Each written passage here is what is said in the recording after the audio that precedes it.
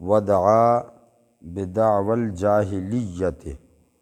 حضرت عبداللہ رضی اللہ تعالیٰ عنہ روایت کرتے ہیں کہ حضور اکرم صلی اللہ علیہ وسلم نے ارشاد فرمایا کہ رخساروں کو پیٹنے والا اور جو گریبان چاک کرے اور جو جاہلیت کی باتیں کرے وہ ہم میں سے نہیں ہے۔ یعنی میت کے رونے کی بات ہو رہی ہے۔ میت پر جو لوگ روتے ہیں، رخسار پیٹتے ہیں، سینہ کوبی کرتے ہیں، نوحہ خوانی کرتے ہیں، بال نوچتے ہیں، کپڑے پھاڑ دیتے ہیں، گریبان پھاڑتے ہیں، ایسے لوگوں کے بارے میں حضور اکرم صلی اللہ علیہ وسلم نے ارشاد فرمایا کہ وہ ہم میں سے نہیں ہے، یعنی میری امت میں سے وہ نہیں ہے جو اس قسم کا کام کرے، اپنے رخساروں پر تھپڑ مارے، گریبان چاک کرے اور جاہلیت کی سی باتیں کرے۔ جاہلیت سے مراد جس طرح کل بھی میں نے عرض کر دیا کہ ہماری خواتین جو ہیں وہ میت پر بین کرتی ہیں، واویلا کرتی ہیں، میت کے اوصاف بیان کر کے روتی ہیں اور طرح طرح کی باتیں جو ہیں وہ اس انداز میں کرتی ہیں کہ سننے والا بھی حیران اور پریشان ہو جاتا ہے۔ تو یہ چیزیں حضور اکرم صلی اللہ علیہ وسلم نے منع فرما دی کہ جاہلیت کے اندر ایسا کام کیا جاتا تھا۔ اور کل والی روایت میں نے عرض کیا تھا کہ حضور اکرم صلی اللہ علیہ وسلم نے ارشاد فرمایا کہ میت پر جو لوگ روتے ہیں ان کے رونے کی وجہ سے، یعنی عزیز و اقارب رشتہ دار جو اس کے روتے ہیں ان کے رونے کی وجہ سے میت کو عذاب ہوتا ہے۔ تو یہ ساری چیزیں پھر اس میں آ جاتی ہیں۔ اگر کوئی اپنے رخسار پیٹتا ہے تو اس کی وجہ سے بھی میت کو تکلیف ہوگی، کوئی گریبان پھاڑتا ہے اس کی وجہ سے بھی میت کو تکلیف ہوگی، کوئی واویلا کرتا ہے، آہ و فغان کرتا ہے، ان تمام باتوں کی وجہ سے میت کو تکلیف ہوتی ہے۔ اور بعض روایات کے اندر بالکل صراحتاً حضور نے فرما دیا کہ اس کو قبر کے اندر جو ہے وہ عذاب دیا جاتا ہے پھر لوگوں کے رونے کی وجہ سے۔ اس لیے حضور اکرم صلی اللہ علیہ وسلم نے پیٹنے سے اور رونے سے منع فرما دیا۔ رونا کس قسم کا؟ آہ و فغان کر کے، آواز کے ساتھ بین کر کے رونے سے حضور نے منع فرما دیا، جس میں یہ ساری باتیں آ جاتی ہیں۔ خاموشی سے رونا اور غم کا اظہار کرنا یہ سنت ہے۔ وہ میں نے کل عرض کر دیا تھا کہ حضور اکرم صلی اللہ علیہ وسلم اپنے نواسے کی میت پر غمگین ہو گئے اور آنکھوں سے آنسو جاری ہو گئے۔ تو صحابی نے عرض کیا کہ یا رسول اللہ یہ کیا؟ آپ تو ہمیں صبر کی تلقین کرتے ہیں، تو خود آپ رو رہے ہیں۔ تو حضور نے فرمایا کہ یہ رحمت ہے اللہ تبارک و تعالیٰ نے جو بندے کے دل میں ڈال دی ہے کہ ایک مسلمان کے مرنے پر دوسرا مسلمان غمگین ہو جاتا ہے، تو یہ اللہ کی طرف سے دل میں رحم ڈالا گیا ہے۔ یہ جو رونا ہے خاموشی کے ساتھ آنسوؤں کا نکل آنا، آنکھیں بھیگ جانا اور خاموشی کے ساتھ اپنے غم کا اظہار کرنا، یہ سنت طریقہ ہے۔ اس سے گناہ نہیں ہوگا، اس سے میت کو بھی تکلیف بھی نہیں ہوگی اور عذاب بھی نہیں ہوگا۔ اس طریقے سے ہم روئیں گے، پیٹنے والے سے اور نوحہ کرنے سے اور آہ و فغان کرنے سے، اس سے میت کو تکلیف ہوگی اور رونے والا خود بھی گناہ گار ہوگا۔ قال اخبرتنی عمرۃ قالت سمعت عائشۃ قالت لما جاء النبی صلی اللہ علیہ وسلم۔ حضرت عمرہ رضی اللہ تعالی عنہا آپ فرماتی ہیں کہ میں نے سیدہ عائشہ صدیقہ رضی اللہ تعالی عنہا سے یہ سنا، سیدہ عائشہ نے فرمایا کہ حضور اکرم صلی اللہ علیہ وسلم کے پاس خبر پہنچی، کس بات کی؟ قتل ابن حارثہ و جعفر و ابن رواحہ، حضرت زید بن حارثہ کے شہید ہونے کی خبر پہنچی اور جعفر طیار بن ابی طالب رضی اللہ تعالی عنہ، یعنی ابو طالب کے بیٹے حضرت جعفر طیار حضور اکرم صلی اللہ علیہ وسلم کے چچا زاد بھائی، اور عبداللہ بن رواحہ رضی اللہ تعالی عنہ، ان تینوں کے قتل ہونے کی، شہادت کی خبر حضور اکرم صلی اللہ علیہ وسلم کو پہنچی۔ تو سیدہ عائشہ فرماتی ہیں جلسہ، حضور اکرم صلی اللہ علیہ وسلم بیٹھ گئے، زمین پر بیٹھ گئے، اور کس حالت میں بیٹھے؟ یعنی جب حضور تک یہ خبر پہنچی تو حضور کس طریقے سے بیٹھے، حضور کا انداز کیا تھا؟ فرمایا یعرف فیہ الحزن، حضور اس انداز میں بیٹھے کہ غم جو تھا نا، غم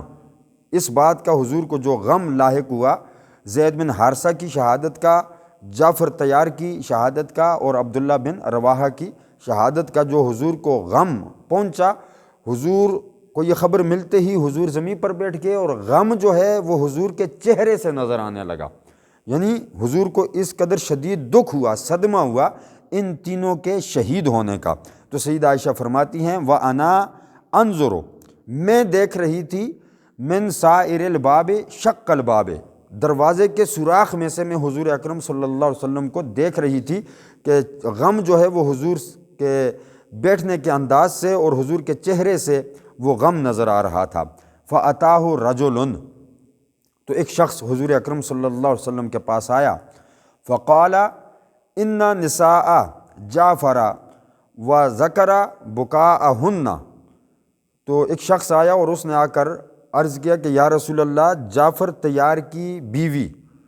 وہ رو رہی ہے، یعنی وہ بھی رو رہی ہے اور اس کے علاوہ باقی جو خواتین ہیں وہ بھی حضرت جعفر طیار کی میت پر جو ہے وہ رو رہی ہیں۔ تو حضور اکرم صلی اللہ علیہ وسلم نے فرمایا فَأَمَرَهُ أَن يَنْهَاهُنَّ، جاؤ اور ان کو منع کرو، رونے سے منع کرو کہ نہ روئیں۔ حضور نے حکم دیا اس بات کا کہ جا کر ان کو منع کرو۔ فَذَهَبَ، وہ شخص گیا، جا کر منع کیا۔ ثُمَّ أَتَاهُ الثَّانِيَةَ، وہ پھر دوسری مرتبہ واپس آیا۔ لم یطعنہ، وہ پھر واپس آیا اور آ کر اس نے عرض کیا کہ یا رسول اللہ، عورتیں نہیں مان رہی ہیں، یعنی حضور نے بھیجا کہ جا کر عورتوں کو منع کرو، تو اس نے جا کر منع کیا، عورتوں نے اس کی بات کو نہیں سنا۔ وہ پھر واپس آیا حضور کی بارگاہ میں کہ یا رسول اللہ، وہ خواتین تو میری بات نہیں سن رہی۔ فقال انہن، حضور نے دوبارہ فرمایا کہ جاؤ اور جا کر ان کو رونے سے منع کرو۔ فأتاہ الثالثۃ، وہ تیسری مرتبہ حضور کی بارگاہ میں آیا۔ قال واللہ غلبننا یا رسول اللہ صلی اللہ علیہ وسلم، اس نے آ کر عرض کیا کہ اللہ کی قسم یا رسول اللہ، وہ عورتیں ہم پر غالب آ گئی ہیں، یعنی وہ ہماری بات نہیں سن رہی، ان کا رونا، ان کا غم جو ہے، ان کا غم کا اظہار اور دکھ اور صدمہ جو ہے وہ غالب آ چکا ہے، لہٰذا وہ رونے سے باز نہیں آ رہی۔ فزعمت انہ قال فحص فی افواہہن التراب،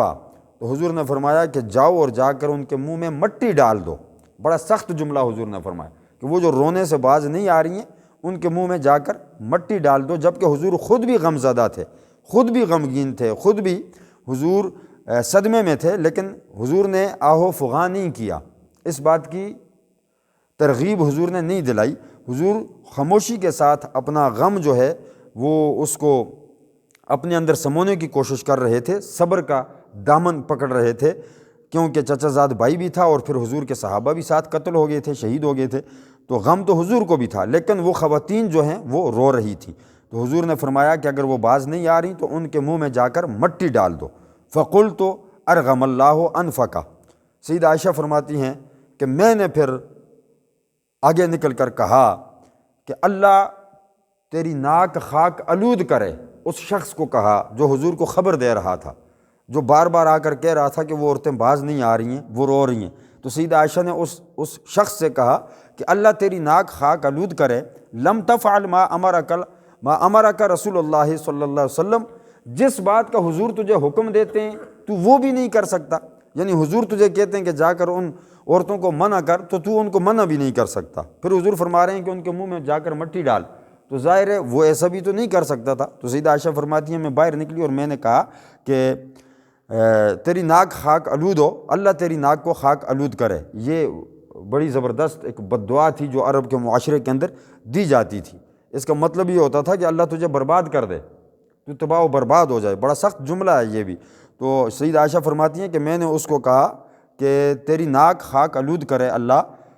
رسول اللہ جس بات کا تجھے حکم دیتے ہیں تو وہ بھی نہیں کر سکتا، یعنی عورتوں کو تو منع بھی نہیں کر سکتا۔ وَلَمْ تَتْرُكْ رسول اللہ صلی اللہ علیہ وسلم من العناء، اور تو حضور اکرم صلی اللہ علیہ وسلم کو پریشان بھی کیے جا رہا ہے، یعنی تو عورتوں کو بھی نہیں منع کر سکتا اور بار بار حضور کے پاس آ کر حضور کو پریشان بھی تو کر رہا ہے کہ وہ عورتیں باز نہیں آ رہی ہیں، لہٰذا تیری ناک خاک آلود ہو جائے، تو جو کام نہیں کر سکتا وہ بار بار حضور کو آ کر اس بات پر تو کیوں پریشان کرتا ہے؟ تو یہ سیدہ عائشہ صدیقہ رضی اللہ تعالیٰ عنہا نے وہاں پر یہ جملے ارشاد فرمائے۔ اب اس روایت سے یہ بات سامنے آتی ہے کہ وہ عورتیں جو رو رہی تھیں حضور نے ان کو منع فرمایا، وہ بندہ جا کر ان کو کہہ رہا تھا۔ اور اس میں ایک بات بڑی قابل غور ہے، ذہنوں میں شاید آپ کے سوال پیدا ہو جائے کہ وہ عورتیں حضور کی بات نہیں مان رہی تھیں۔ معاذ اللہ، ایسی بات نہیں ہے، وہ صحابیات تھیں، اور جعفر طیار تو حضور اکرم صلی اللہ علیہ وسلم کے چچا زاد بھائی ہیں، اور آپ کی بیوی جو ہے وہ حضور کی رشتے میں بابی لگی، یعنی بابی ہے۔ اس کا نام تھا اسماء بنت امیس رضی اللہ تعالی عنہا، حضرت جعفر طیار کی جو زوجہ تھیں۔